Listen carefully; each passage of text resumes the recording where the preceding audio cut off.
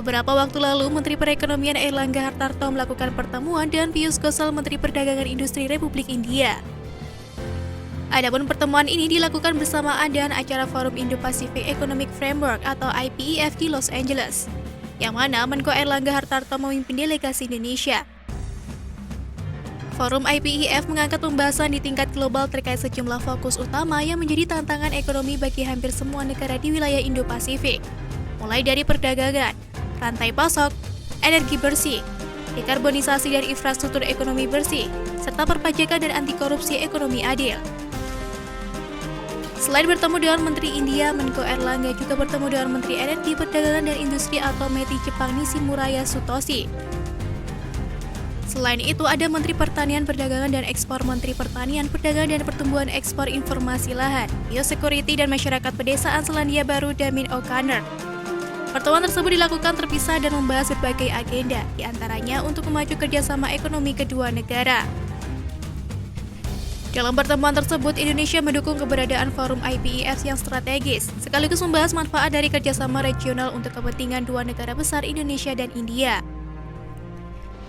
Saat pertemuan, Airlangga mempromosikan ekonomi Indonesia yang berpeluang tumbuh 4,5 hingga 5,3% tahun ini. Tren kenaikan konsumsi, laju arus investasi yang terus naik masuk Indonesia hingga surplus neraca dagang yang masih berlanjut.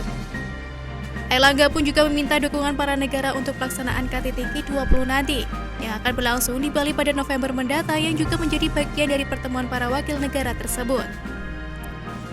Selain itu, dalam pertemuan tersebut, India meminta dukungan Indonesia terkait kelapa sawit, perpajakan, daging, beras, industri otomotif, impor ban dan juga batu bara. Di mana nilai perdagangan kedua negara ditargetkan melonjak jadi 50 miliar US dollar dari tahun 2021 21,01 miliar US dollar yang melonjak 48,48% dari tahun 2020. India juga meminta meningkatkan kerjasama lewat ASEAN Trade in Goods Agreement atau A3. Sementara itu, Indonesia membidik peluang India membangun manufaktur farmasi di Indonesia. Selanjutnya, saat bertemu dengan Menteri Nishimuraya Sutoshi, Airlangga menyoroti kebijakan Jepang yang membebaskan tarif bea masuk atas ikan tuna negara lain. Namun untuk Indonesia masih dikenakan 7%.